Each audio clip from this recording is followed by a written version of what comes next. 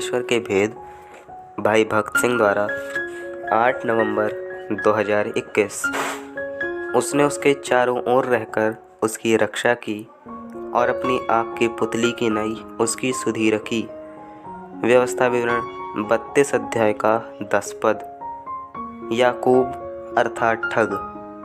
हम सब याकूब के समान ठग हैं। इसके बावजूद जैसे परमेश्वर ने याकूब को उसकी मीरास का भाग बनाया, वैसे ही उसने हमें भी उसकी मीरास का भाग बनाया है। व्यवस्था विवरण 32 अध्याय का 10 पद। उसने उसको जंगल में और सुनसान और गरजने वालों से भरी हुई मरुभूमि में पाया। हमारी दशा भी ऐसी ही थी, बिल्कुल अनुपयोगी तथा निकम्मी। किसी जंगल में आप जाएं तो जलाने लायक झाड़ के सूखे ठूंठ आप देखेंगे। मीलों तक कोई पेड़ पत्तों का नामो निशान नहीं मिल दिखता, सिर्फ सुनसान और मरुभूमि। हमारी दशा ऐसी ही थी। हमारी देखभाल करने वाला या हम पर प्रेम रखने वाला कोई भी नहीं था, परंतु परमेश्वर ने हमसे प्रेम किया।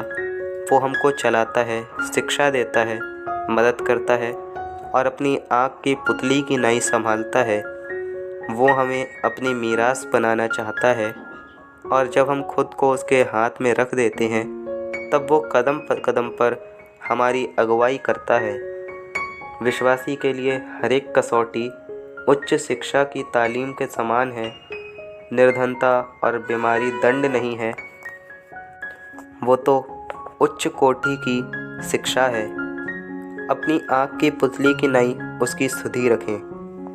पलकें आँख की रक्षा करती हैं, सिर के लिए रक्षा नहीं, कान के लिए भी नहीं, और जबकि नाक में बाल होते हैं तो भी कभी कभार उसमें मच्छर घुस जाता है, परंतु आँख के लिए इस प्रकार नहीं होता, क्योंकि खतरे को आता हुए देखकर आँख की पलकें खुलती व बंद होती हैं। धूल के छोटे कण से भी आँख की रक्षा हो, इसलिए परमेश्वर ने ऐसा प्रबंध किया है।